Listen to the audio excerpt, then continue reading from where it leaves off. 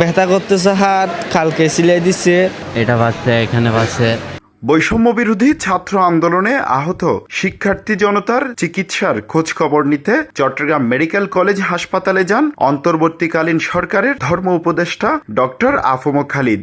বৈষম্য বিরোধী ছাত্র আন্দোলনের সমন্বয়ক সার্জিস আলম, হাসনাত আবদুল্লাহ, আসুন্না ফাউন্ডেশনের চেয়ারম্যান শায়েক আহমদুল্লাহ সহ অনেকেই। তারা আহতদের চিকিৎসার খোঁজখবর নেন এবং তাদের পাশে থাকার আশ্বাস দেন।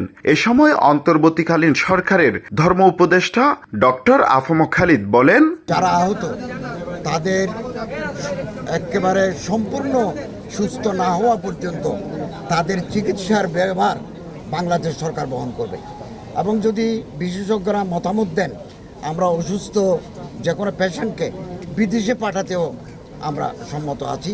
হাসপাতাল পরিদর্শন শেষে কথা হয় আসুন্না ফাউন্ডেশনের চেয়ারম্যান শায়েক আহমদুল্লাহর সাথে। আসুন্না ফাউন্ডেশন থেকে যে আমাদের সামান্য প্রচেষ্টা, আজকে এখানকার সব পেশেন্টদেরকে আমরা কিছু অর্থ সহায়তা করেছি। পাশাপাশি তাদের যে পরিবারের খরচ আছে বা আগে চিকিৎসা করতে গিয়ে লোন হয়েছে, সেগুলোর জন্য আমরা প্রত্যেককে 50,000, 1,00,000, 30,000 এরকম অবস্থা ভেদে আমরা তাদেরকে ডোনেশন করার চেষ্টা করেছি।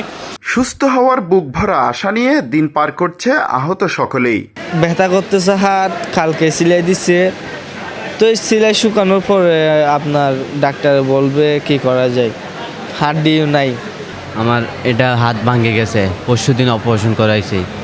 মাথা বাজছে, এটা বাজছে, এখানে বাজছে, এটা আঙ্গুল পড়ে গেছে, এখানে সিলাই লাগছে, এগুলো যা হয়েছে, পিঠে হয়েছে, অনেক ক্ষতি হয়েছে। আহত কয়েকজন আইসিইউতে চিকিৎসাধীনও রয়েছে। এসব আহতদের পাশে সকলকে এগিয়ে আসার আহ্বান জানান। হোসাইন আব্বাস, বাংলাধারা, চট্টগ্রাম।